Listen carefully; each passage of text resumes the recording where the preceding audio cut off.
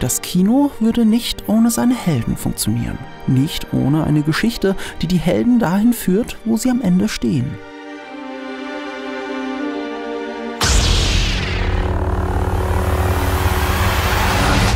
Doch diese Helden müssen erst einmal gefilmt werden und wie so oft im Film bleibt dabei nichts dem Zufall überlassen. Egal wie viel sich vor der Kamera tut und wie sehr sich die Kamera dabei selbst bewegt, das folgt einer klaren und vor allem etablierten Bildsprache. Erst recht in Actionsequenzen. Und diese Bildsprache gilt sowohl für den Held als auch für den Bösewicht. Was heroisch wirkt und klingt, kann auch gleichzeitig böse und dominant sein. Es läuft aber alles auf ein und denselben Effekt, auf ein und denselben Kameratrick hinaus. Den Hero Shot. Das, was man den Hero Shot nennt, ist eigentlich nicht ganz klar definiert. Man kann es an verschiedenen Faktoren festmachen, aber einer davon ist essentiell. Der Blickwinkel der Kamera. Gefilmt von unten nach oben, mal mehr und mal weniger deutlich, aber immer unterhalb der Augenhöhe oder sich dahin bewegend. Wenigstens leicht untersichtig. Ob ein Objekt oder eine Person von unten oder von oben gefilmt ist, macht sehr viel mit dem Bild. Es trifft eine Aussage. Von oben herab gefilmt ist von oben herab blickend. Das Motiv wirkt klein, zerbrechlich und besiegt. Von unten heraus gefilmt ist aufblickend. Das Motiv wirkt übergroß, stark und dominant. Das macht einen Protagonisten zum Helden oder einen Antagonisten zur Bedrohung.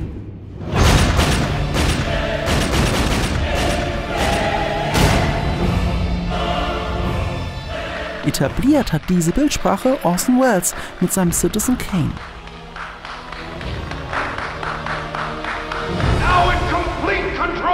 Aber erfunden haben diese subtilen Stilmittel natürlich die Sorte von Filmen, die auf subtil verpackte Aussagen in Bildern angewiesen sind.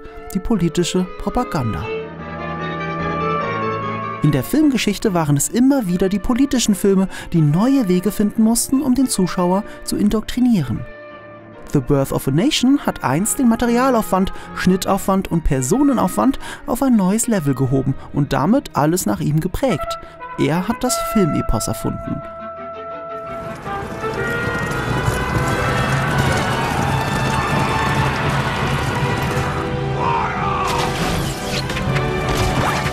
The Birth of a Nation hat aber auch den Ku Klux Klan verherrlicht und sogar für dessen Neugründung gesorgt.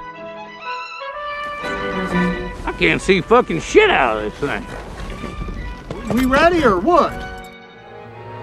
Panzerkreuzer Potjemkin hat einst die Montage revolutioniert. Er hat uns gezeigt, wie man Bilder aneinander schneiden kann, um ihnen eine weitere Bedeutung zu verleihen. Um Menschen als hungernd darzustellen, um die Spannung einer Szene über die Parallelmontage in die Höhe zu treiben. Panzerkreuzer Potjemkin zeigte aber auch den Sowjetbürgern, dass eine unorganisierte Revolution ohne die Partei zum Scheitern verurteilt sein muss, dass man auf die organisierten Kommunisten angewiesen ist. Der Propagandafilm war schon immer stilprägend, besonders für Star Wars. Gerade Star Wars kann seine Einflüsse nicht verbergen. In der Mitte läuft Chewie und damit ist Chewie eigentlich Adolf Hitler. George Lucas hat sich bei seiner Bildsprache inspirieren lassen von Hitlers Stammregisseurin Leni Riefenstahl. Sie hat für eine visuelle Verherrlichung erstmals die Architektur mit einbezogen, die Wirkung der Bauten übertragen auf die Protagonisten, die Riefenstahl dann in der Mitte des Bildes platziert, die sie centerframed.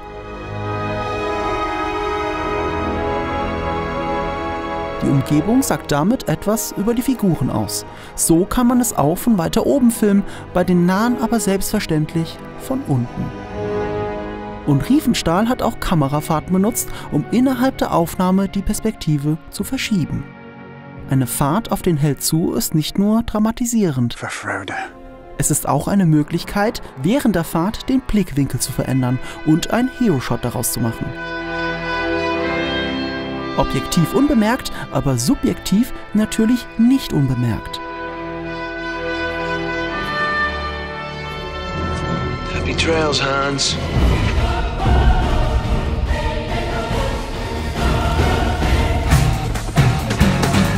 Wie heißt es beim Film so schön? Du bemerkst es vielleicht nicht, aber dein Gehirn tut es. Und genau deswegen funktioniert Bildsprache. Die Bewegung der Kamera selbst ist auch der größte veränderbare Faktor für diese Bildsprache. Die Kamera kann auch wegfahren für denselben Effekt oder ganz simpel nur nach oben schwenken.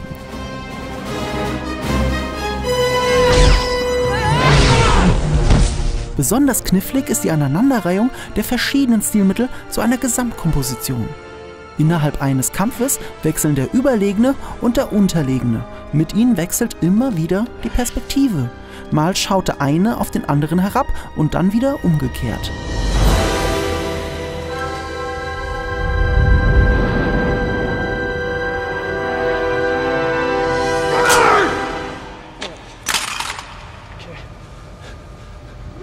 Okay.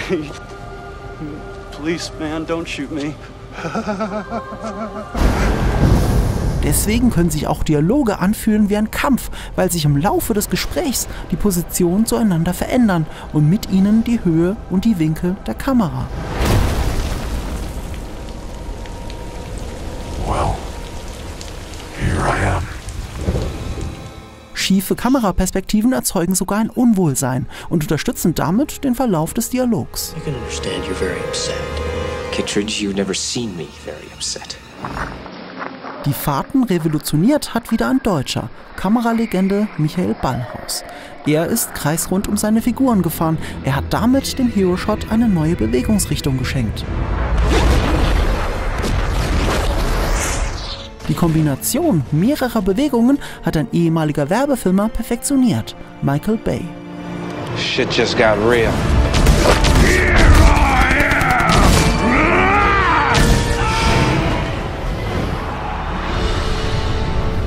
Der YouTube-Kanal Every Frame a Painting nennt seinen Stil ganz charmant Bayhem.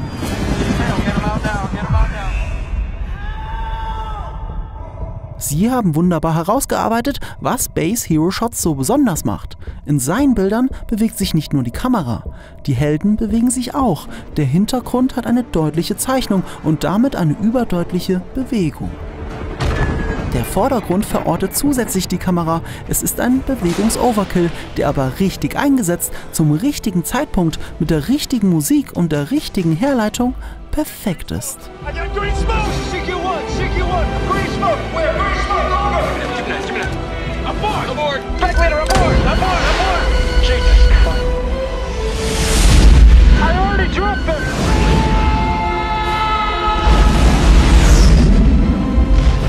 Der Zeitpunkt, wann der Hero Shot stattfindet, markiert oft die wichtigsten Plotpoints der Geschichte, so wie die Wendung der Figur, die Auferstehung vom tiefsten Fall hin zum erneuten Kampf gegen das Böse.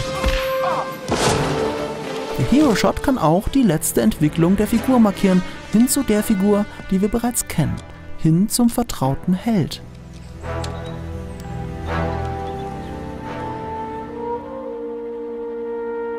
Oder der Hero Shot zeigt die erste Stufe einer langen Heldenreise und ist zusammen mit dem Horizont der Ausblick auf deren vorläufiges Ende.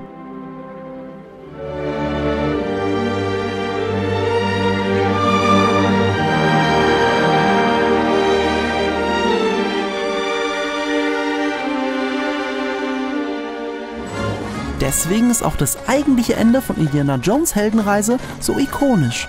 Der Ritt unserer Helden in den Sonnenuntergang, center-framed und untersichtig.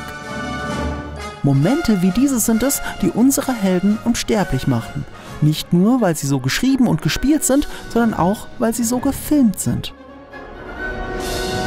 Es ist dieser unbedingte Fokus auf die Kraft der Bilder, die das Kino von jedem anderen Medium unterscheidet und aus Helden unsere Helden macht.